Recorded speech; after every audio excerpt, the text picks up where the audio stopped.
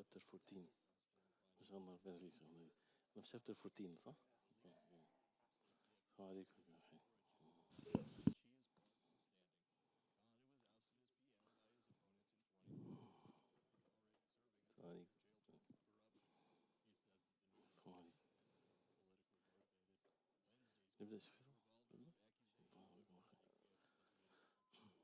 إن الحمد لله نحمده ونستعينه ونستغفره ونعوذ بالله من شرور أنفسنا ومن سيئات أعمالنا من يهديه الله فلا مضل له ومن يضلل فلا هادي له وأشهد أن لا إله إلا الله وحده لا شريك له وأشهد أن محمدا عبده ورسوله اللهم صل وسلم وبارك عليه وعلى آله وصحبه وسلم.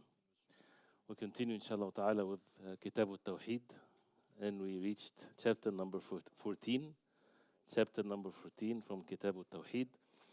And we ask Allah subhanahu wa ta'ala to make us among those who learn what is benefiting for them and to act upon it, which is, as we all know, these are the two forms of power that every Muslim should acquire: the power of knowledge, to learn, and al-ilm, qala Allah, qala Rasuluhu, qala al-Sahaba. This is the ilm of the wahy, what Allah subhanahu wa ta'ala said in the Qur'an, what the Prophet alayhi salatu wasalam said and did and approved of in the Sunnah of the Prophet alayhi salatu wasalam, and what the Sahaba radiallahu anhum they said and they were upon, and those who followed them with ihsan.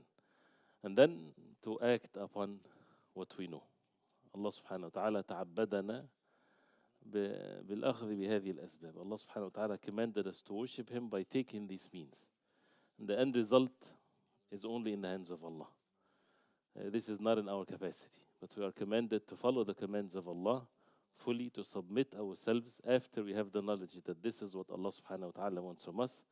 Then we submit ourselves. And the most important thing which Allah subhanahu wa ta'ala created the heavens and the earth for is to establish At-Tawheed. Tawheedul ibadah. La ilaha illallah. There is no one worthy of worship except Allah.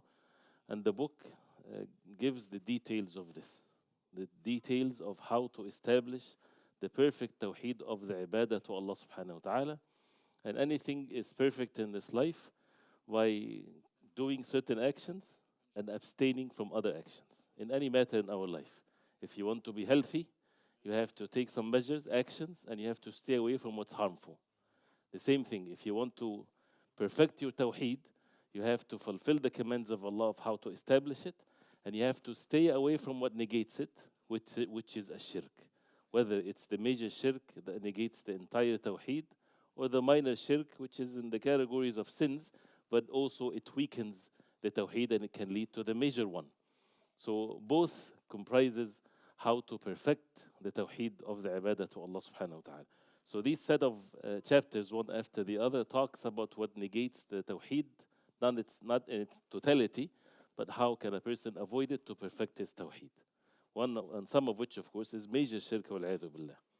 So the chapter 14, the title of it, and I would ask the brother to read the English translation to make sure that at least the translation we get it correct, and then the explanation afterwards, inshallah. And what is intended by this is to be brief again, not to talk too much. We just focus on the chapter and what's the objective of the chapter with the evidences that are mentioned. So the title of the chapter, من الشرك أن يستغيث بغير الله أو يدعو غيره. من الشرك أن يستغيث بغير الله أو يدعو غيره. What is the title in English? To seek help in other than Allah or to invoke other than Him is an act of shirk. Okay. So the word here that we need to pay attention to, من الشرك. From الشرك, أن يستغيث بغير الله. The word used here is يستغيث. Comes from al-istighatha, talabul ghawth. And al-istighatha is mentioned in the Qur'an, mentioned in the Sunnah of the Prophet ﷺ, as it's going to be mentioned there, inshallah ta'ala. Al-istighatha is not just seeking help in the simplicity of it. Al-istighatha is when someone seeks help from other than Allah subhanahu wa ta'ala in things that only Allah subhanahu wa ta'ala can do. And this is definitely very obvious that this is shirk. Someone asks makhluk, someone that is alive, to forgive his sins and to make him enter Jannah, for example. This is, shirkun billahi tabaraka wa ta'ala, because this makhluk, this creation of Allah, has no power to do such a thing. Or to make dua to someone that is dead, to ask the dead to, get him a cup of water, for example, or to bring some provisions for him, or to get him accepted in this job. This one in the grave, he's not having this capacity, so this becomes shirk. If he asks someone alive, can you help me with my job interview, and he has the means to do so, that's not shirk, right? So the what is meant here is the things, and it's to be very precise. ما لا يقدر عليه إلا الله. When someone asks a makhluk other than Allah subhanahu wa ta'ala in what only Allah subhanahu wa ta'ala is able to do, this is in the category of shirk, and that should be very obvious. But many people, they fall into the subject of a shirk when they ask, they invoke, they make dua to other than Allah subhanahu wa ta'ala in the things that only Allah subhanahu wa ta'ala is able to do. So that's what the word yastaghith or al-istighatha means. And in the worldly life, because before that, the chapters before, we talked about al-isti'adha. And I'm not going to take too long here, but just to make the matter very clear, what is meant here by al-istighatha, and then the evidences will be quick and easy, inshallah. Al-isti'adha, where we took it before, which is when you say a'udhu billahi min ash-shaytan ar-rajim, this is also ibadah. And only Allah subhanahu wa ta'ala that you make isti'adha to, that means that you seek in refuge in Allah subhanahu wa ta'ala from whatever evil. And here this is istighatha, and that is the dua, and it's all acts of worship. And al-istighatha here, which is the subject here, is more specific when there is harm is already afflicted the person. So the harm is there, is present, and the person is seeking help when the harm or the distress or whatever befalls him, then he seeks help from Allah subhanahu wa ta'ala. This is something to be done to Allah subhanahu wa ta'ala alone, in the things that, of course, Allah subhanahu wa ta'ala, other than Allah, if someone is in the middle of the ocean, he's drowning. If he has means to send some signals to somebody to come and help him, that's not shirk, that's fine. You're taking physical means that Allah subhanahu wa ta'ala made it easy for you. But if someone in that state would call, for example, a righteous man, for example, call Al-Jilani or Al-Hussein or Ali radiallahu anhu or Abu Bakr or Umar or the Prophet sallallahu alayhi wasallam, in the middle of the ocean, nobody's with him, and he would say, Ya Rasulullah, for example, Ya Ali, Ya Hussein, Ya Abu Bakr. This is considered to be what? Shirk. Because they don't have capacity in that state for that person to do anything. It's only by Allah subhanahu wa ta'ala. So this is al-istighatha, is when harm is already, a person is in that state of harm. Al-isti'adha is when a person is seeking refuge in Allah from something that did not yet happen, and he's afraid that it might afflict him. A'udhu billahi min al-fitan, I seek refuge in Allah from the fitan. A'udhu billahi min al-shaytan al-rajim, that he does not afflict me in any evil. But al-istighatha here, when already there is something. As Allah subhanahu wa ta'ala mentioned in Surah Al-Qasas, when the man, he asked help from Musa alayhi salam, فَاسْتَغَاثَهُ الَّذِي مِنْ شِيعَتِهِ عَلَى الَّذِي مِنْ عَدُوِّهِ. When the man from Musa from the people of Bani Israel, فَاسْتَغَاث, that means he sought help from Musa alayhi salam to help him against their enemy. So the word is used here, but this is not shirk in the sense that he's asking help from Musa alayhi salam in something that Musa alayhi salam has the ability to do. You understand this meaning? So the word can be used according to the context and whatever a person would use it for. So what's shirk here? And يستغيث بغير الله أو يدعو غيره, or invoke other than Allah subhanahu wa ta'ala in the things that only attained by Allah subhanahu wa ta'ala. Then he says, وقول الله تعالى, he mentioned 4 verses and 1 hadith. 4 verses and 1 hadith. The first ayah, وقول الله تعالى ولا تدع من دون الله ما لا ينفعك ولا يضرك فإن فعلت فإنك إذا من الظالمين وإن يمسسك الله بضر فلا كاشف له إلا هو. الآية. So can you translate the ayah for us, inshallah? And invoke not besides Allah any that will neither profit you nor hurt you. But in this case, if you do so, you shall certainly be one of the zalimun.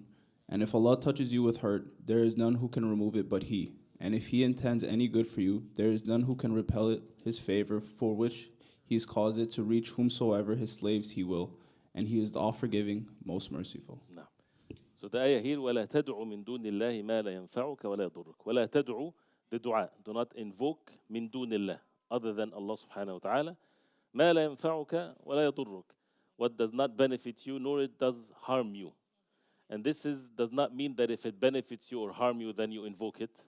No, it's stating the reality, the fact that other than Allah subhanahu wa ta'ala, they don't benefit you, nor that they harm you. They don't have the ability to do so. Right? And as the Prophet alayhi salatu wasalam said to Abdullah ibn Abbas radiallahu anhuma in the famous hadith, احفظ الله يحفظك. Remember the hadith, guard Allah, that means guard the commands of Allah, Allah subhanahu wa ta'ala will guard you. In the hadith, وَاعْلَمْ أَنَّ الْأُمَّةَ لَوْ اجْتَمَعَتْ عَلَى أَنْ يَنْفَعُوكَ بِشَيْءٍ.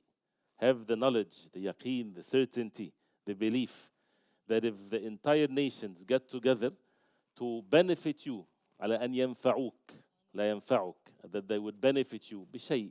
Shay is the smallest thing, is anything. لم ينفعوك, they would not benefit you except إلا بشيء قد كتبه الله لك.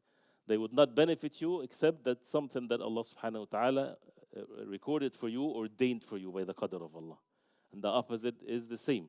وَعَلَمْ أَنَّ الْأُمَّةَ لَوْ اجْتَمَعَتْ عَلَى أَنْ يَضُرُّوكَ بِشَيْءٍ لَمْ يَضُرُّوكَ إِلَّا بِشَيْءٍ قَدْ كَتَبَهُ اللَّهُ عَلَيْكَ. And know that the ummah, meaning the nation, every single person on the face of earth, they get together to harm you with anything, even if it's the smallest thing, they don't have the capacity to do it unless Allah subhanahu wa ta'ala ordained that for you.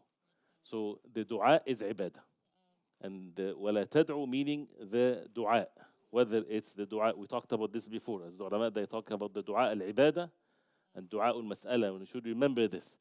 Because once a person has the dabt or the understanding of these terminologies, things becomes easy, so that nobody would kind of throw doubts on him. The dua, as it's mentioned in the Qur'an and the Sunnah, without mentioning so much details, is anything that you would make in your ibadah is dua. Whether you're praising Allah subhanahu wa ta'ala or you're asking Allah subhanahu wa ta'ala. So as-salah has both. You praise Allah subhanahu wa ta'ala and you make dua to Allah subhanahu wa ta'ala. So وَلَا تَدْعُ مِن دُونِ اللَّهِ. Do not make dua, you do not invoke other than Allah subhanahu wa ta'ala. And other than Allah subhanahu wa ta'ala, they don't benefit you. مَا لَا يَنْفَعُكَ وَلَا يَضُرُّكَ. فَإِن فَعَلْتَ. So this is the shahid, this is why the ayah is here. فَإِن فَعَلْتَ فَإِنَّكَ إِذًا مِنَ الظَّالِمِينَ. It's also part of what the verse refers to here. If you do so, then you are from the ظالمين, from the wrongdoers.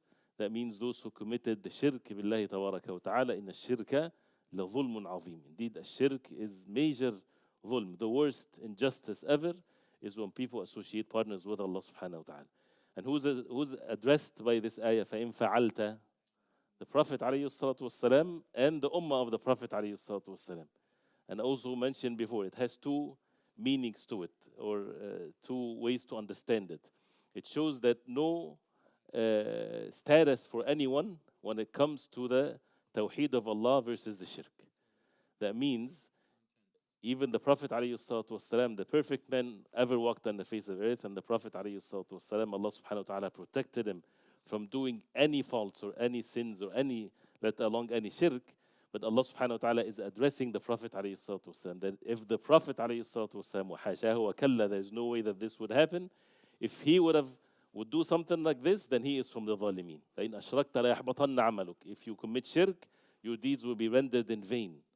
So this is one meaning. And the other meaning, which is the Arab they use all the time, and people even can use in their own way of speaking, that you speak to someone and you mean by your speech is someone else.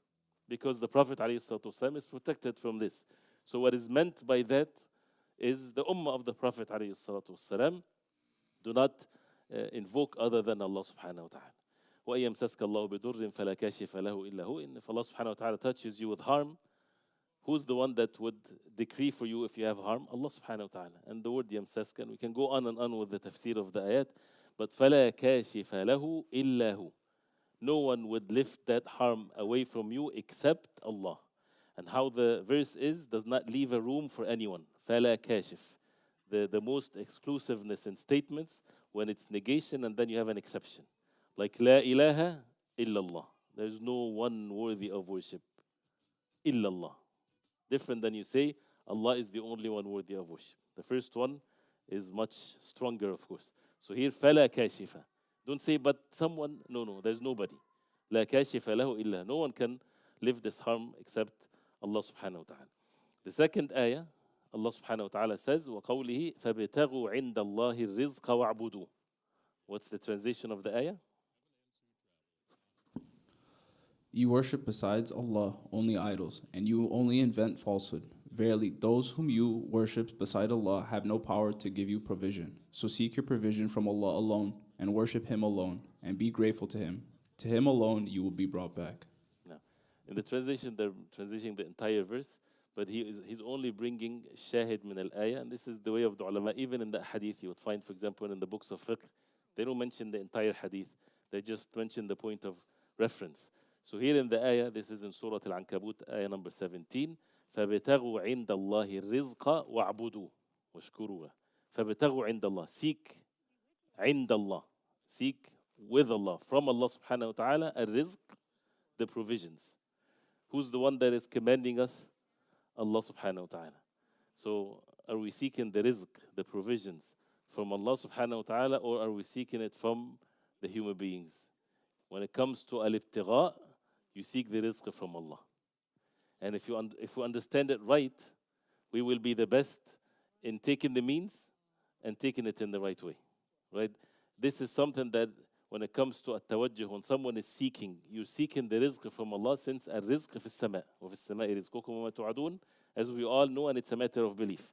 Your provisions is in the heavens. You don't seek it from the earth, it's in the heavens. You seek that from Allah subhanahu wa ta'ala. That means Allah subhanahu wa ta'ala is the one that will provide for you. And therefore you do not seek that by sins. لا ينال ما عند الله إلا بطاعته. You don't seek what with Allah by committing sins. So if it's from Allah subhanahu wa ta'ala, then you take the physical means, because this is how Allah subhanahu wa ta'ala created us. So you will take the physical means in the most perfect way. You will study, you will take the degrees, you will go find a job, you will be the best in your job, but without committing sins, without having your heart attached to other than Allah, without compromising, without humiliating yourself even for matters of rizq, because the rizq is by Allah subhanahu wa ta'ala. But this is not the shahid, this is not the ayah is here for. It's wa'budu. Wa'budu, that means and worship Him subhanahu wa ta'ala. So He's the only one to be worshipped, and al-istighatha is an act of worship. You seek help only from Allah subhanahu wa ta'ala, as the hadith also will make this very clear.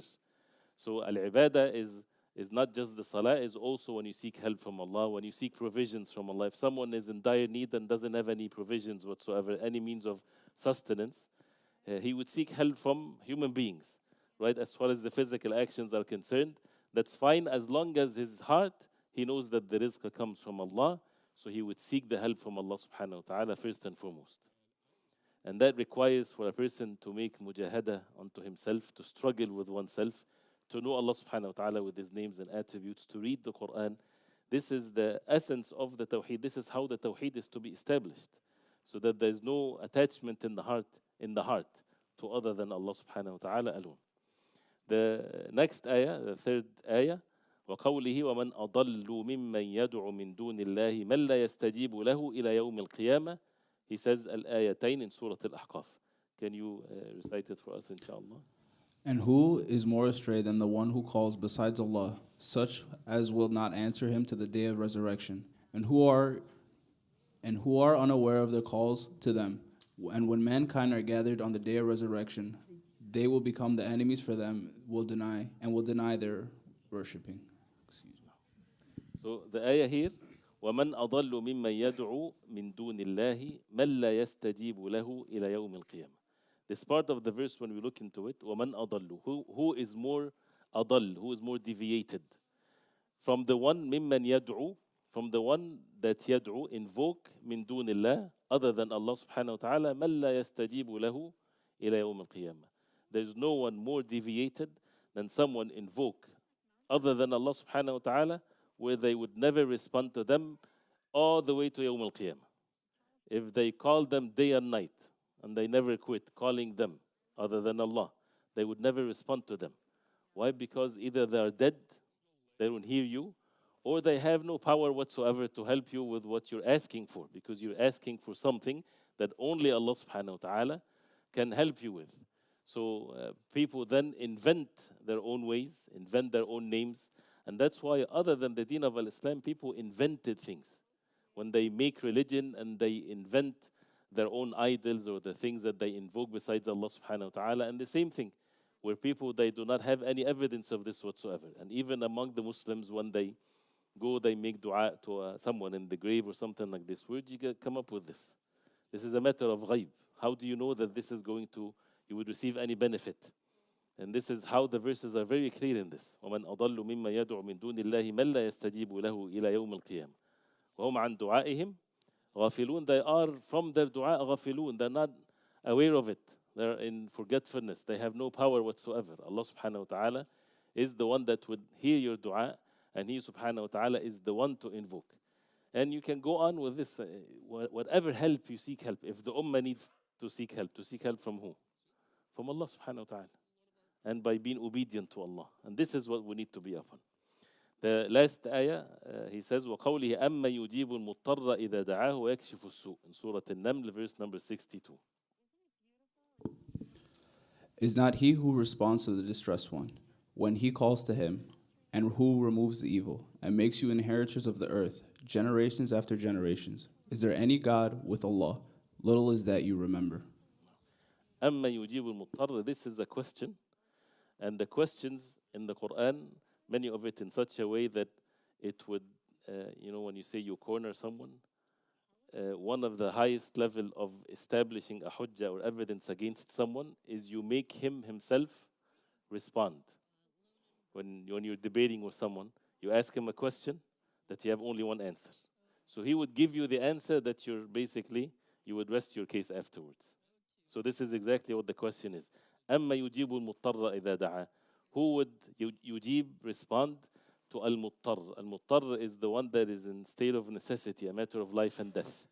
إِذَا دَعَا, when he invoke him, when he makes dua to Allah subhanahu wa ta'ala. وَيَكْشِفُ السُّوء, and he lift a su' or the harm. And the ayah afterwards says, أَإِلَهٌ مَعَ اللَّهِ. Is there ilah with Allah? Is there anyone to be worshipped besides Allah subhanahu wa ta'ala? Of course not. So if the people of Quraysh, and those who make shirk with Allah subhanahu wa ta'ala, they believe that Allah is their creator, their sustainer. So why they invoke other than Allah? These idols, these images of righteous people that they made them their own selves, and they sought help from them. مَا نَعْبُدُهُمْ إِلَّا لِيُقَرِّبُونَ إِلَى اللَّهِ زُلْفَى. They said we only worship them to get them closer to Allah subhanahu wa ta'ala. Well, worship Allah subhanahu wa ta'ala alone. You don't need these intermediaries between you and Allah subhanahu wa ta'ala. So, and the same thing is to be said to when you're in dire need. People, oftentimes they go to the imam of the masjid or someone they think he's righteous, or a alim or so, and they would call or they would travel, and they will not do any shirk or anything, but just, can you please make dua to Allah subhanahu wa ta'ala for me because I'm in dire need. أَمَّا يُجِيبُ الْمُضْطَرَّ إِذَا دَعَا. Who's the one that is going to respond to the muttar? You're the muttar. You're the one that is in the necessity. So no one will feel the necessity that you have better than yourself. And Allah subhanahu wa ta'ala is the one that hears you more than anyone else. So you're the one that needs to make the dua. Don't say, well, I'm a sinner, we're all sinners. Or I'm this and that. Allah subhanahu wa ta'ala even accept the dua of the kafir if he's in state of ittirar, like what's mentioned in the Qur'an when they are in the middle of the ocean. فَإِذَا رَكِبُوا فِي الْفُلْكِ دَعَوُوا اللَّهَ مُخْلِصِينَ لَهُ الدِّينَ. When they are in the fulk, in the ship, in the middle of the ocean, and the storm and so on, they would invoke Allah subhanahu wa ta'ala مُخْلِصِينَ لَهُ الدِّينَ. Purely the deen is to Allah. Then they would invoke only Allah subhanahu wa ta'ala. They forget the idols and everything.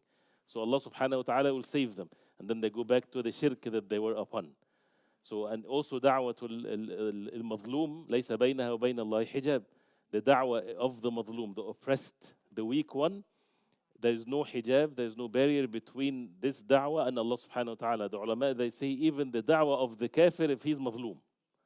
If a kafir is oppressed and he makes dua to Allah subhanahu wa ta'ala alone against his oppressor or the one that wronged him, his da'wah can be accepted by Allah subhanahu wa ta'ala in matters of the dunya, in worldly matters.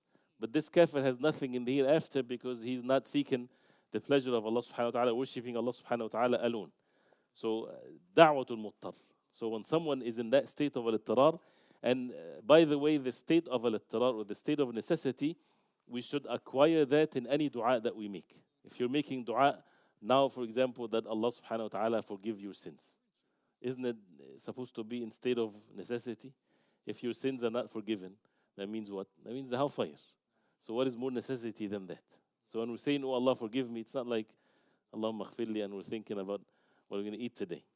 It's in the state of necessity, as if a person is hanging to a log of wood in the middle of the ocean, seeking help from Allah subhanahu wa ta'ala sincerely. The same thing, guidance.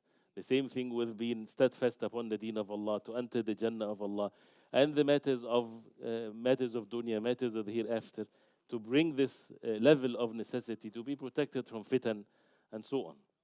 Allah musta'an. The only hadith mentioned in the chapter, he says, وروى الطبراني بإسناده أنه كان في زمن النبي صلى الله عليه وسلم منافق يؤذي المؤمنين فقال بعضهم قوموا بنا نستغيث برسول الله صلى الله عليه وسلم من هذا المنافق فقال النبي صلى الله عليه وسلم إنه لا يستغاث بي وإنما يستغاث بالله عز وجل.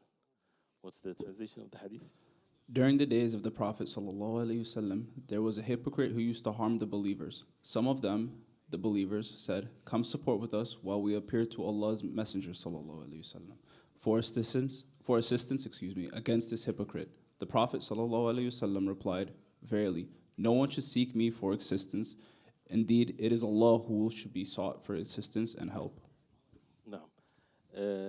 So as you heard, a munafiq hypocrite used to harm the believers, and there's details, but we'll go only refer to what's mentioned in the hadith.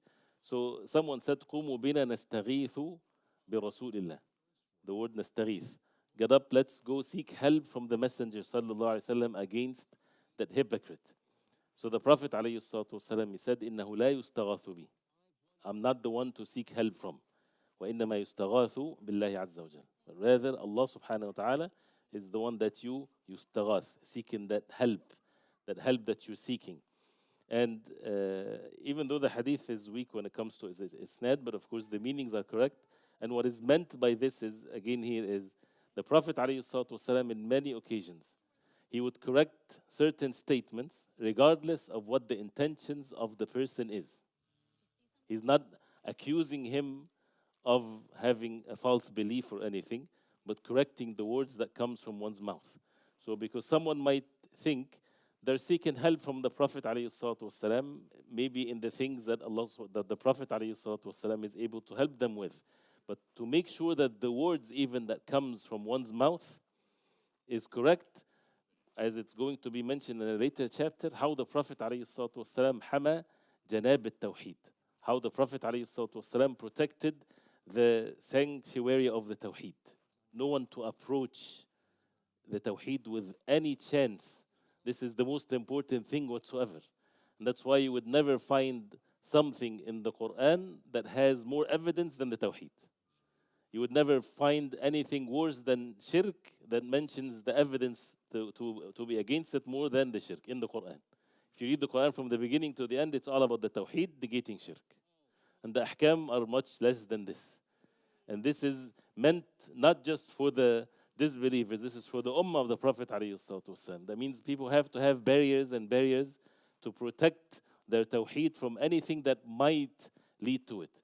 Even if it's the letter waw, as it's also is going to come in later chapters, when a man says to the Prophet ﷺ, مَا شَاءَ اللَّهُ وَشِئْتَ. If Allah will and you will. مَا شاء Allah, if Allah will and you. He just used the word waw. The Prophet ﷺ got angry and he said, أَجَعَلْتَنِي لِلَّهِ نِدًّا. You made me a nid, you made me a partner with Allah subhanahu wa ta'ala. Say مَا شاء الله وحده. Say only if by the will of Allah. And that's the Prophet of Allah. And he is the best man ever alayhi salatu wasalam. This is how the Prophet alayhi salatu wasalam is the best human being ever, because he reached the highest level of ubudiyyah to Allah.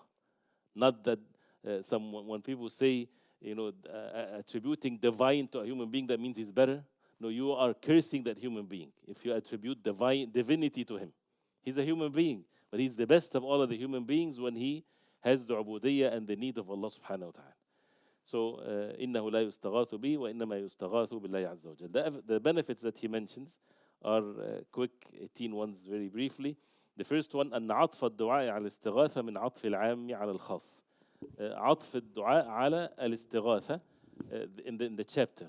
when he mentioned to say the dua after al-istighatha is from having when you say something general and then you mention something specific. And this is also one of the ways of the Qur'an. The angels are mentioned, then Jibreel and so on. So the major thing is mentioned and then specific is mentioned afterwards. تفسير قولي ولا تدع من دون الله ما لا ينفعك ولا يضرك. Tafsir of do not invoke other than Allah, the one that do not benefit you nor harms you. أن هذا هو الشرك الأكبر, this is the major shirk. أن أصلح الناس لو فعله إرضاء لغير صار من الظالمين. If you remember the ayah, the best of the people, if he does this act of shirk, he becomes from the ظالمين. He becomes from the wrongdoers. So no benefit for anyone except his actions. The tafsir of the next ayah, كون ذلك لا ينفع في الدنيا, that doesn't benefit the person in this worldly life, and of course makes a person a disbeliever. The tafsir of the third verse, أن طلب الرزق لا ينبغي إلا من الله. Seeking provisions, it should not be except from Allah subhanahu wa ta'ala. كما أن الجنة لا تطلب إلا منه. The same way the Jannah is not to be sought from other than Allah. And this is a very good point. Those who commit shirk and they ask the dead or so for benefits, you're not supposed to ask human beings for the rizq, which is you see in your life. You see the provisions, you see the food, you see the wealth, you see it. And you don't ask the makhluk. You ask Allah subhanahu wa ta'ala for the rizq and you see and you take the means. So imagine then if it's a matter like the Jannah or something of the hereafter. How can someone seek help from a makhluk or invoke the makhluk or the creation of Allah? The tafsir of the fourth ayah, ذكر أنه لا أضل ممن دعا غير الله, to mention that there's no one more deviant than someone invoke other than Allah. Number 11, أنه غافل عن دعاء الداعي لا يدري عنه, as the continuation of the ayah. He's غافل, he is in state of forgetfulness, he's unaware of the one that is invoking him. So they make idols, they invoke these idols, and these idols or the images of these righteous people, or so they don't even aware of it. You would find in some places, A'imma of the deen, they have them, people go to their graves, for example. They're not aware of what they're doing to them, and they distance themselves from what they do to them. أن تلك الدعوة سبب لبغض المدعو للداعي وعداوته له. That this will cause the enmity. The one that you invoke besides Allah, he will be your enemy in the day of judgment. تسمية تلك الدعوة عبادة للمدعو. The da'wah is ibadah. Because some people, they still consider that dua is not ibadah. الدعاء هو العبادة. You make dua to someone, you're worshipping that someone. أن هذه كفر المدعو بتلك العبادة. He's a disbeliever, the one that makes dua to other than Allah. أن هذه الأمور هي سبب كوني أضل الناس. These matters make him the reason why he's the most deviant among the people. The fifth ayah, and then the Amr al-Ajib. He says, he called it al-Amr al-Ajib, the strange thing or the amazing thing. وهو إقرار عبدة الأوثان أنه لا يجيب المضطر إلا الله. That those who worship idols, they confirm to the fact that in times of necessity, only Allah subhanahu wa ta'ala to be invoked. ولأجل هذا يدعونه في الشدائد مخلصين له الدين. That's why in the times of necessity, they forget their idols and they make dua to Allah subhanahu wa ta'ala alone. So some of these idol worshippers, they're much smarter than some of those who would, at times of necessities, they go to the people in the grave, for example. Which of course, it's not praising them, it's just to show that this is all evil anyway.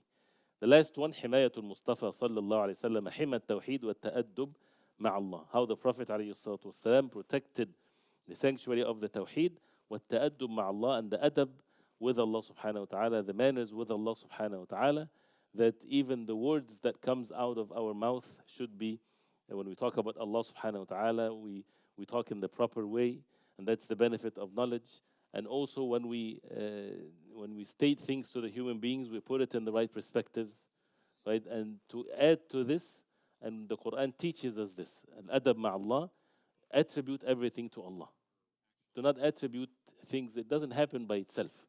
Everything is by Allah subhanahu wa ta'ala. Allah subhanahu wa ta'ala provided for me.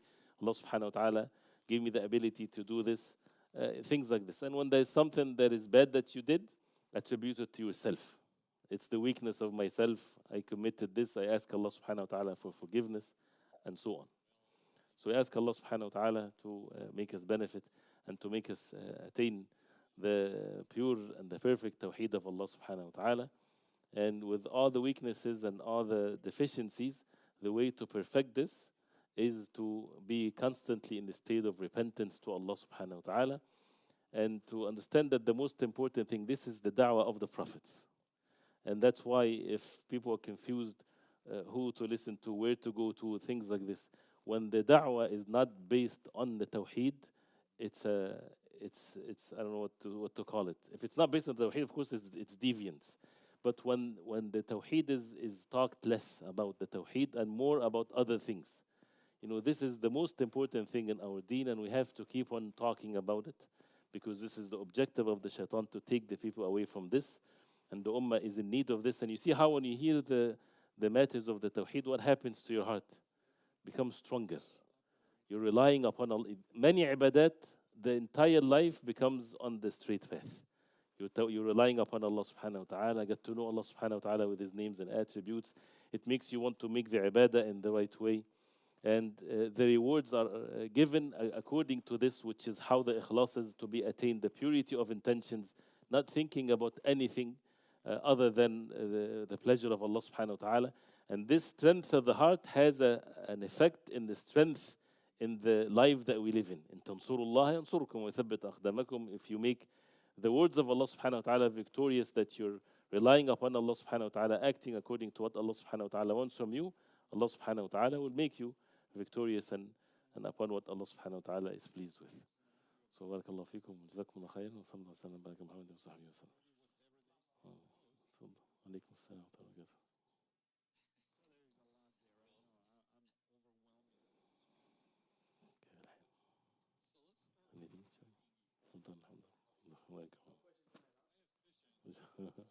That's good. But don't make up questions. If there's no questions, alhamdulillah. What if questions? Assalamu alaikum. Alaikum assalam. I just have one question, right? Can we can we say salam or return the salams to someone who is, for example, an innovator? They're Muslim, but they deny some of the attributes of Allah subhanahu wa ta'ala. Like, for example, they say, I don't claim this, okay? They claim that Allah is everywhere. This is not what I claim. This is what they claim, right? So can we return the salams to them, or can we say salam to them? No. There's two things: the issue of the person of bid'ah or person of innovation, and then to give the salam. First of all, the bid'ah and the level of the bid'ah, whether it's the person is still within the fold of Islam or takes him outside the fold of Islam. And with that, we also have to differentiate between a common Muslim versus someone that is calling for this bid'ah and he knows exactly what he's saying. So to give the benefit of the doubt of a common Muslim, then that means we need to educate him, we need to teach him, and so on. And not to rush into, not to give him salam and things like this, but rather to teach him. When it comes to someone that is upon this bid'ah and calling people to it and so on, yes, you might stay away from the salam, and it doesn't mean that you're calling him a disbeliever or anything. But this is a way to protect yourself from being affected by such an individual, and also to make sure that others are not affected by his bid'ah if he's a caller to it and so on. But we have to be careful with the common Muslims. The common Muslims, sometimes you find your mother, your father might say these types of things, right? Because the lack of ilm or knowledge in these matters. That's why we have to make sure that we give the nasiha and we educate. And then if a person is being stubborn and doesn't want to listen, then the issue of the hajr or not, it depends on the benefit or the loss of the matter. So it has to be weighed with a specific case, and then to ask definitely the people of knowledge in every case that we have. But the norm is that we give salam to the Muslimin. We should not kind of wait and see. Or let me think, if that Muslim, is he having this belief or not belief? No. We give salam to all of the Muslims. It's only when you realize someone is upon something evil, you can even abstain sometimes from the salam as a way to reprimand someone or to correct someone. But the general thing is that we give salam to the ones that we know and the ones that we don't know. Unless the matter becomes very clear, then we ask the people of knowledge, and then we make a specific ruling of this to protect the deen, to protect our deen and our honor and dignity. I hope it's clear. Jazakallahu khairan. Assalamu alaikum. I have a quick question, inshallah. Can I give salam to someone who doesn't pray? Can I give salam to someone that doesn't pray? Sheikh Faisal, والله مش حصل ايش. لا انا ما ادري، يمكن ورا السؤال ورا الاكمه شيء. طب I remember 15 years ago we were in MCC and one brother gives salam to another brother and Microphone. him like this. We finished salat the microphone. لا الميكروفون We finished salat al-Isha. It was a decade ago, I think 14, 15 years ago in MCC. We finished the congregation just like now. And then in the shoe area, two brothers met one another and one said, Assalamu alaikum wa rahmatullah. Then the other one, he looked at him like this and he looked up and he looked down. He said, لا أرد السلام على أمثالك. قال ليش؟ قال لأنك أنت إخوانجي. And I am afraid, I'm not going to accuse anyone, behind this kind of questions, it's something similar into that. نعم, Sheikh already answered the question. سلم على من عرفت ومن لم تعرف. He's already finished the Jama'ah congregation with you. He said already أشهد أن لا إله إلا الله أشهد أن محمد رسول الله. Because he's إخواني لا ترد عليه السلام. This kind of extremism is very, very dangerous. And that's what make them lead some of the groups go and kill their own Muslim brothers. That's very dangerous. سامحني شيخ. الله يحفظك.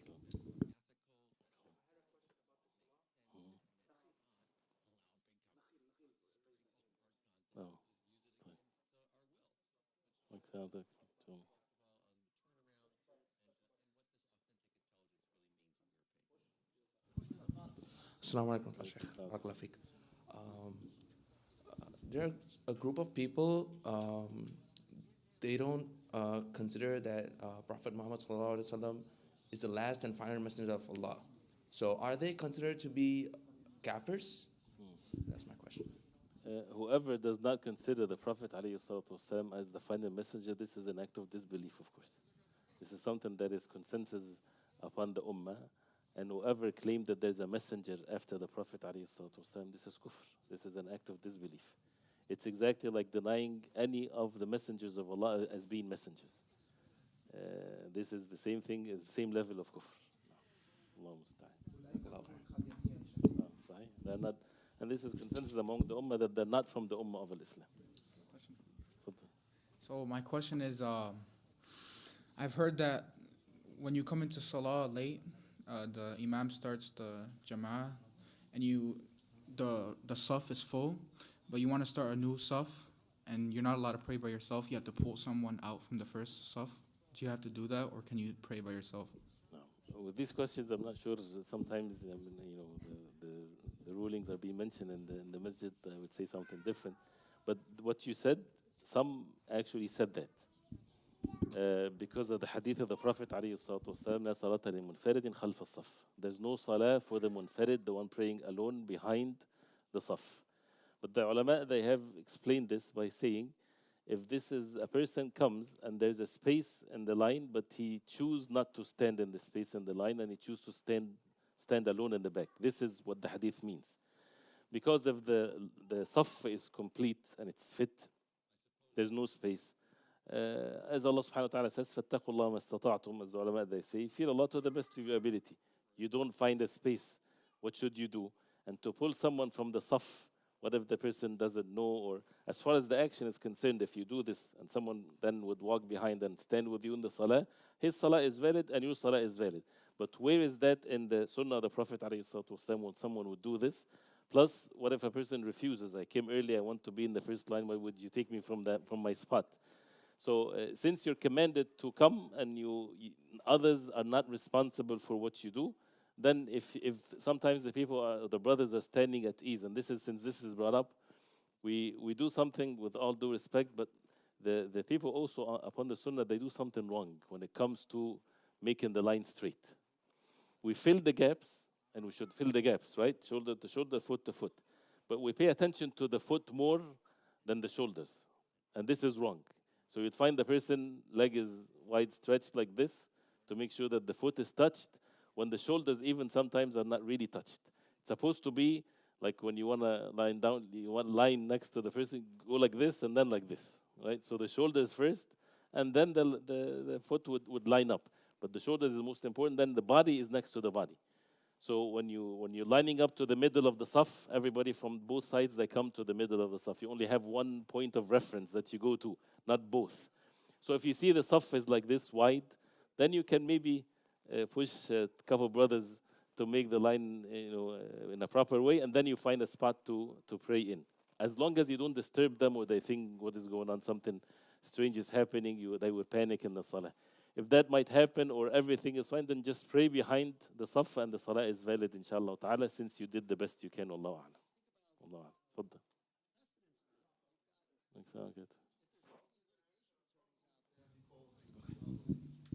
How do you answer when a non-Muslim gives you salam? Right. You see, all of this is because of the hadith of the Prophet ﷺ, لا تبدأ اليهود والنصارى بالسلام, do not initiate Yahud and the Nasara with the salam.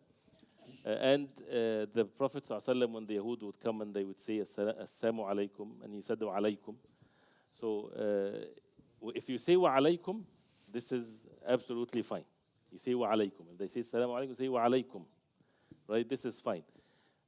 Some of the ulama, like Shaykh Ibn Uthaymeen and others, they say the hadith of the Prophet ﷺ, if you get to know that they are cursing you, they're saying Assalamu alaikum, then you say wa alaikum for sure. But what if they are sincerely saying Assalamu alaikum? Then they said you can say in that case wa alaikum assalam, because they're saying Assalamu alaikum, so you say wa alaikum assalam. So if you're not sure, if you know that they know the hadith and things like this, and they want to say something bad to you, then to say wa alaikum, that is sufficient. No, Allah.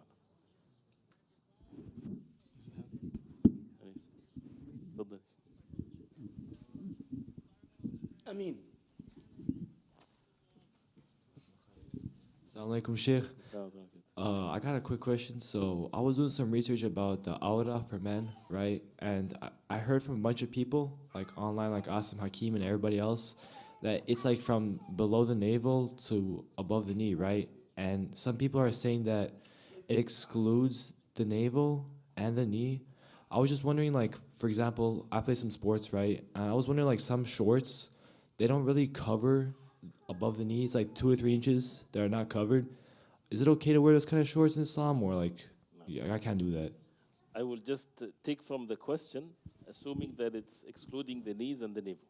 That means anything above the knee, even if it's an inch, it's for sure awrah. So for those who say the knee, which the knee has different opinion, those who say that it's not from the awrah, which is a correct opinion, but if you do this and you have someone wears a short that is right above the knee, what happens if he sits down? It's more than the knee that is exposed. So at all times has to be only the knees to be exposed. So in that case, something needs to be done so that only the knees is shown and not anything above the knees. Allah musta'an. Anything above the knee is awrah, is to be covered, yes. The knees, according to some, can be shown. But who can get this exactly as it is? It's very difficult to only show the knees. Because even if the thing is below the knees a little bit, when you sit, it's going to be difficult. So you will find yourself stretching it up to be above the knees. So that's why, first of all, to be away from the difference of opinion, cover the knees. They're ugly anyway. Right? And then, mashallah, the creation of Allah is beautiful. But and then after that, to make sure that it's at ease when a person sits or get up and things like this. And the belly button is to also, if it's only the belly button is shown, according to some, this is fine. But then what's below that is to be covered. So how would a person also guard this in such a way? So it's better to, modesty is something that is a person should cover, wear a shirt or something like this. Allah musta'an. Anything else, inshallah?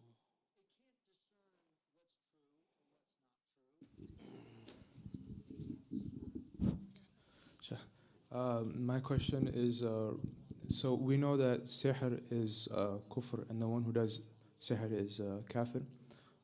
What is the Islamic ruling on the one who does magic tricks? Like, it's not actual sihr, but it's fake. As you mentioned, a sihr is an act of kufr, and a sahir is kafir.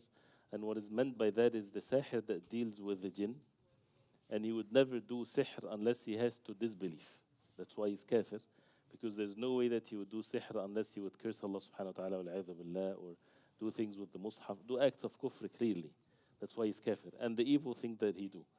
The issue of, as they call it, magic tricks, without involving any jinn or anything like this, just a person have ability with his hands to hide things or to cover something from under the table. You know, these types of things, it's not, that it's not an act of kufr. You know, then to be looked into what's the benefit of this, or what is a person is deceiving people. Now, this is something else. But it's not an act of kufr if it's just playing tricks with your kids, for example, with my finger. It's like things like this. No. Is it so? Is it permissible or? It's when we say it's permissible, that means to get someone to do these types of tricks in front of people. These things to be avoided. Allahu a'lam. But as the ulama, they mentioned, this is not a form of entertainment for a person to seek or things of that nature. But it's not in the category of kufr. It's not the category of sihr. As long as there's no lying, or a person who take money of people, or playing with cards or anything that is not permissible. If it's just an action that happens at a moment of ease, you know, something like this, there's nothing wrong with it as far as the action itself is concerned. Jazakallah. Sorry, one more question. Sorry, I forgot to ask this question, but I was wondering, what is the ruling on the Muslims who make that which is halal haram, and what that is haram which is halal? For example, there's a brother I know who he gave this fatwa, right, that music is, it's not my claim. This is that it's permissible, that it's okay. What do we say about these type of brothers and sisters? Allah musta'an. Well, the first part of the question, whoever makes haram halal or halal haram, makes like this as a general term, this is of course is an evil thing. ولا تقولوا لما تصف ألسنتكم الكذب هذا حلال وهذا حرام لتفتروا على الله الكذب. Those who do this, they're claiming lies and attributing it to Allah, because the only one that has the right to say this is halal and this is haram is Allah subhanahu wa ta'ala. So this is a very dangerous thing. The second part of the question, then it's different from one person to the other. Of course, listening to music is haram, and this is, even some of the ulama mentioned the consensus upon the ulama in it, like Shaykh Santami and others would challenge this, but this is something that is like that, and the evidences are very clear. To be correct in this, if someone, Allah subhanahu wa ta'ala knows what's in the hearts. If someone is ignorant, doesn't know, and this is what he heard, and he relies or he trusts the one that said this, and he said it out of ignorance, of course he's doing wrong, but we cannot claim that he is committing this evil sin. It's just out of ignorance. But the problem is, when it comes from a person that is well versed in knowledge, the issue here is, they would know clearly that this is something that the vast majority of the ulama are upon this, and they would claim otherwise to please the people. Allah subhanahu wa ta'ala knows best. In other ways, they would never be consistent in the way that they would choose what's halal and haram. Is it based on the desires of the people, or it's based on what exactly? So definitely making something haram halal, it's a dangerous thing, and may Allah subhanahu wa ta'ala protect us from that. And we should be warned. Someone does these types of fatwas, warn yourself against from such individual, because it's not the only one. If someone says this, be in state of certainty that there are other things will come, or already come, in which making things loose, compromising many things in the deen. Allah musta'an. None of the imam of the early generations of Islam, except Ibn Hazm, for example, and it was for a certain situation, and everybody's against him. No. He was saying something. Behind you.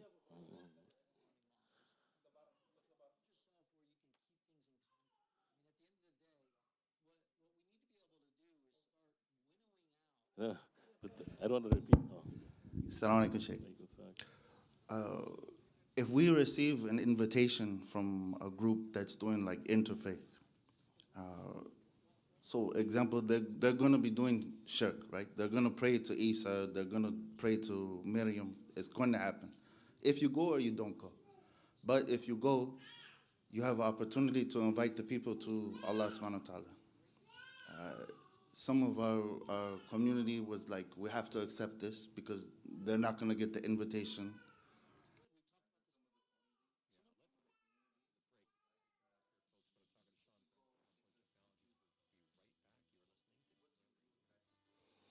Allah musta'an. The subject of the interfaith, of course, this is something to be warned against, and we should stay away from it. And as you said before the mic, when that is that you are in a place where shirk is being uttered and clearly stated.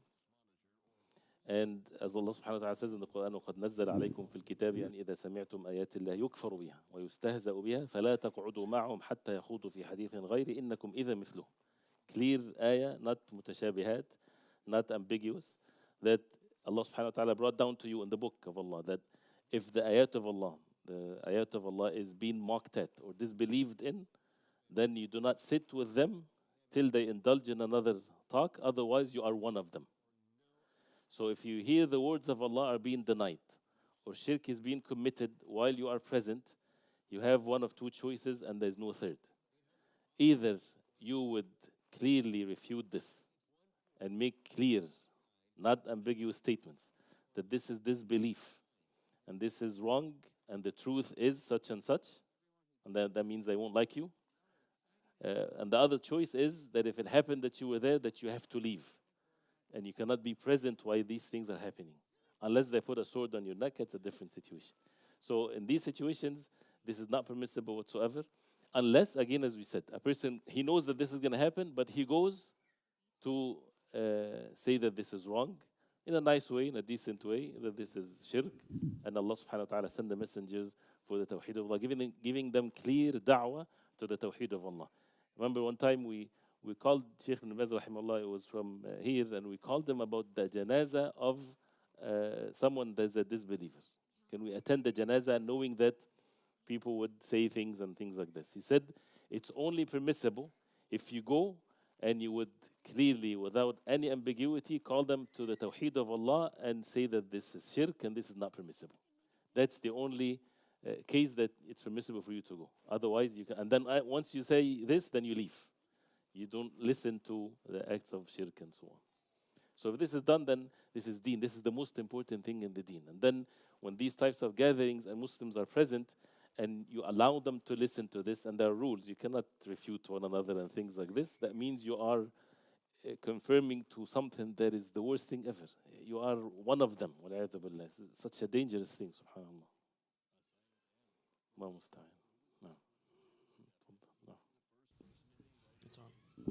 Assalamu alaikum. So when you pray, like I say, you take wudu before you put in your socks. Does the socks have to be a leather sock or just any sock in general?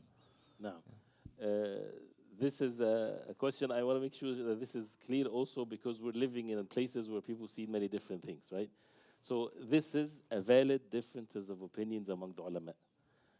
Valid difference, meaning that if someone says only the leather socks, this is a valid opinion. Valid meaning that it's recognized. And if someone says, that it's okay if it's made of cloth, this is a valid opinion. So the matter is easy, inshallah ta'ala, and it depends who you ask, but it's permissible to wipe over the socks that are made of cloth. And this is many of the scholars and the imma, they are upon this. And the hadith of al-masah al-jawrabain is mentioned by many of the Sahaba, 9 or so. And the word jawrabain is mentioned, which is different than al-khuffain. And the Sharia does not distinguish between the leather and the cloth, as long as it fulfills the other conditions of wiping over the socks. So this is permissible, inshallah ta'ala, and no harm, inshallah ta'ala. Allah.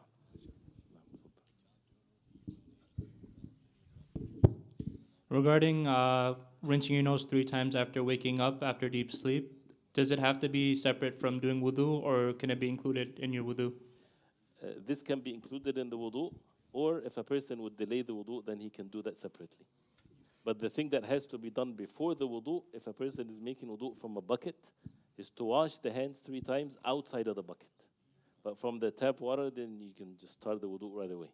But from a bucket, you don't immerse your hands, as the Prophet ﷺ forbid that, unless you wash your hands 3 times before you enter put your hand in the bucket. Jazakallah khair.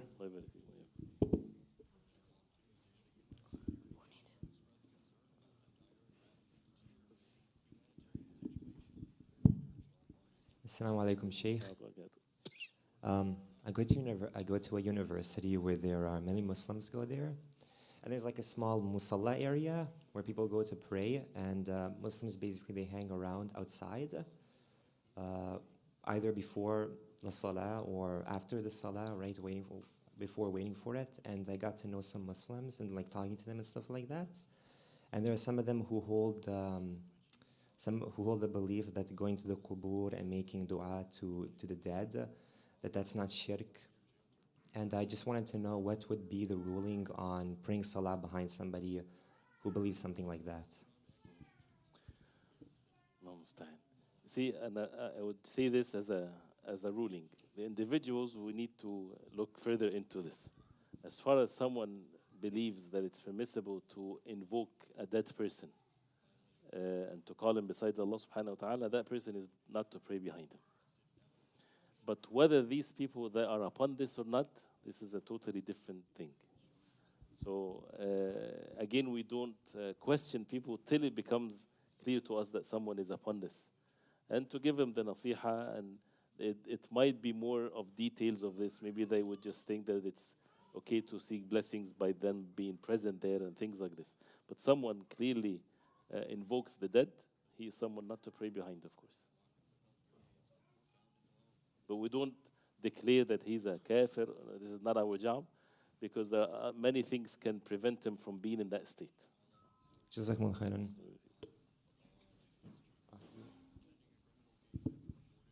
Assalamu alaikum, Sheikh. I have a question because in Surah Ma'idah, Ayah 5, it says that the food of those who have been given the book before you is lawful for you, and your food is lawful for them. What does it mean by that? Like, so, because I know some foods that the people of the book is haram, so like, what does it mean? Barakallah feek, mashallah. Very barik, mashallah. What is meant by this ayah is the meat. وَطَعَامُ الَّذِينَ أُوتُوا الْكِتَابَ حِلٌّ لَكُمْ. This is the meat that is slaughtered by the people of the book. And if anything that Allah forbade, it's forbidden whether it's from the people of the book or not. For example, eating pork or something that is dead by gunfire or something like this. This is forbidden whether a Muslim does it or a non-Muslim does it. It's haram at all times. So it's only the food or the meat that is slaughtered by the people of the book. And they say Bismillah on it. Jazakallah. I have a follow-up question. So, does it have to be Zabiha halal? No. The terminologies of Zabiha halal, the more I get to know, the more I get to more details of it. So the animal has to be slaughtered in the proper way, which is, I guess, refers to the Zabiha. And the name of Allah should be said. وَلَا تَأْكُلُوا مِمَّا لَمْ يُذْكَرِ اسْمُ اللَّهِ عَلَيْهِ. You have to say Bismillah before you slaughter. If a Muslim slaughter an animal without saying Bismillah, then we don't eat this animal. But at the same time, we don't fall into the extremism. And I wanted to say this because a brother asked me a couple of days ago with this business of certificate stuff, right? And I'm not sure if this is correct to say this or not. We're not like the Jews and the Christians. The deen of Islam, the matter is easy. Right? You eat, a Muslim present food to you, we eat from the food of the Muslim, unless something is very clear that he is just deceiving us, or he clearly says, no, it's not slaughtered or something like this. But the problem here is when he says this animal, this meat is slaughtered, and it's halal, and it's slaughtered by a Muslim, zawiha halal, and you still require a certificate? Where is this in the deen of Islam? This is ghuluw, this is extremism, that we should fear Allah subhanahu wa ta'ala to stay away from this. You know, this is not about making sure that everything is right. This is falling into the level of extremism, subhanAllah. I'm talking about a specific matter here. A Muslim says that this is zabiha, this is a Muslim slaughtered it, he said Bismillah, it's not enough, it's not good enough. Unless our people will go and make sure, where is that in the deen of Allah? This is a brand new way of doing things. Allahu A'lam. May Allah protect us from this. No.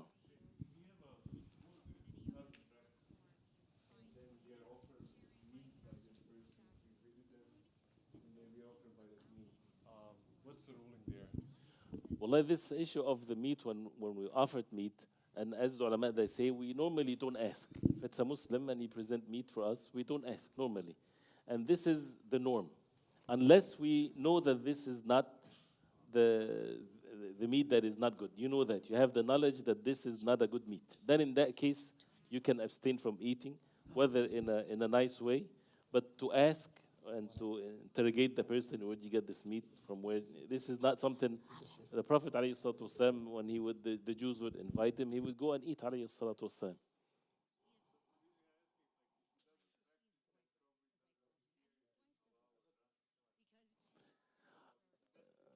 Right. If the meaning of he doesn't practice, that means if the norm is that he would just buy the food from the meat from anywhere, then abstain from eating as an advice. I'm not giving fatwa, but to abstain from eating and being nice in the way that you would do it, instead of saying the word haram, for example, because you really not know exactly where things are. Jazakallah. That's it. Okay. One question. It's not a question. Meat question. No, la. La. You made it clarify. Barakallahu fik. The more they ask, the more you clarify. Barakallahu fik. Hafidahullah wa lak, Sheikhna. You know, when you read the hadith in the last part of the lesson, subhanAllah, where the Prophet ﷺ clearly said to the man, you know, أَن تَجْعَلُوا إِنَادًا مِن دُونِ اللَّهِ. Subhanallah, you reminded me another ayah where Allah subhanahu wa ta'ala also says, you know, وَلَا تَجْعَلُوا مِن دُونِ اللَّهِ أَنْدَادًا, which is the same, you know, applies to the same, because that in itself, I understood immediately when you said it, it is a rival, andadan or inada. And wallahi, it just made, I just began brainstorming on this as you were speaking.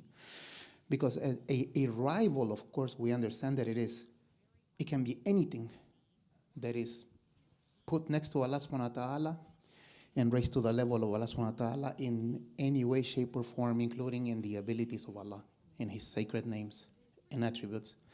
So, you know, barakallahu fiction, because, you know, this brings, you know, more solidity to this issue of, you know, doing istighatha min dunillah, including the dead, as the brother, you know, brought the question, subhanallah. Barakallahu fik. جزاكم الله خير. جزاكم الله خير. سبحانك اللهم وبحمدك نستغفرك ونتوب اليك. جزاكم الله خيرا. الله يحييك.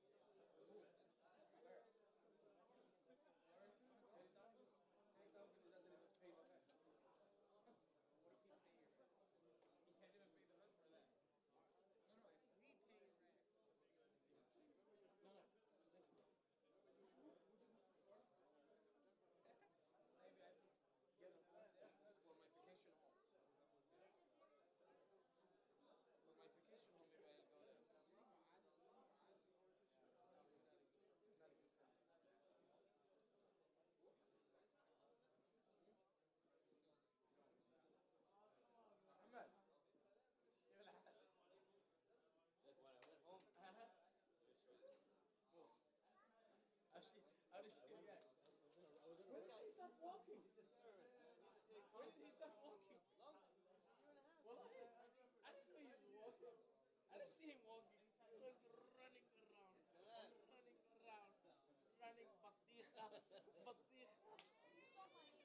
حبيبي. When we went home, I was in a rush this morning. I didn't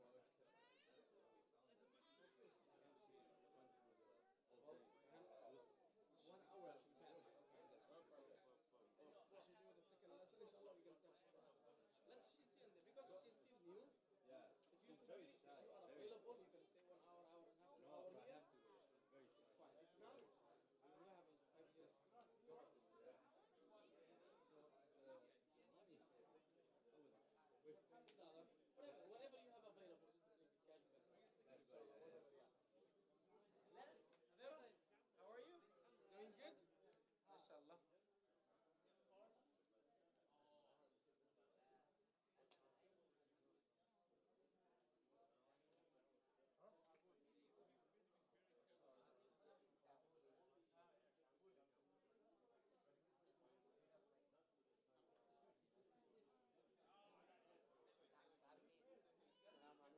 عمو كيفك؟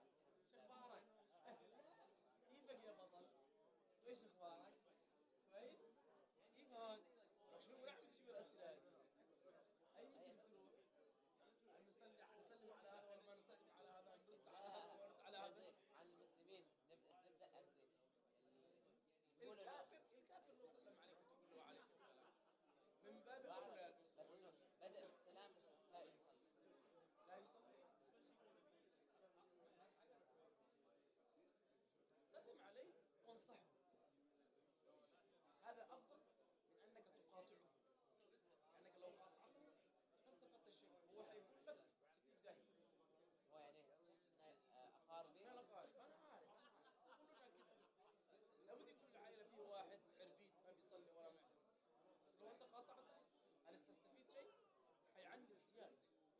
هذا مش كويس. احسن انك تنصحه تقول له انا احبك، انت ابن عمي، انت اخوي، ما ابغاك تدخل النار.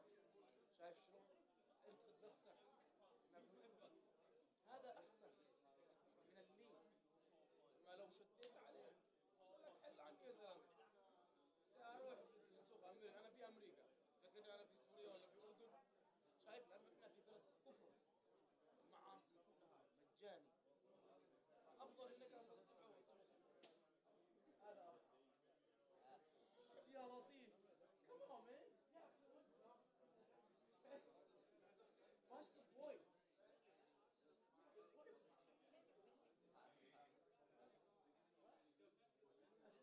Listen, you see what he did? You saw what he did later?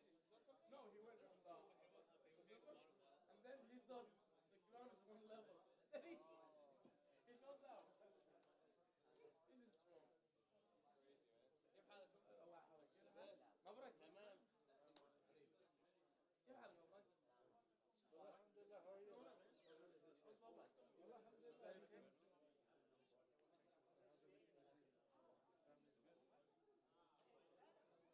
Leave him alone. Salim, leave him alone.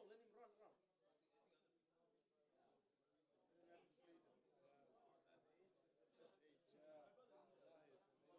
What's left that they do at this age? It's the same age. Yeah. 2 weeks. Eunice doesn't stop. Let's keep running. No decoration. See, this one is empty. Just let him run to the wall. That's the problem. He sees it, he'll go crazy.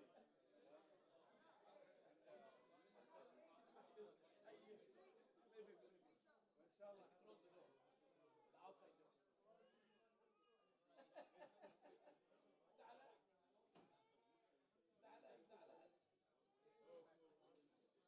كيف حالك؟ وين بتروح؟ أي جامع بتروح؟ دار التوحيد. بتروح هنا. وين ساكن؟ قريب من دار التوحيد. يعني قريب من هنا. في مرة قبل تقريبا شهرين ولا 3 شهور كنت قرأت آية اللي هي وقالوا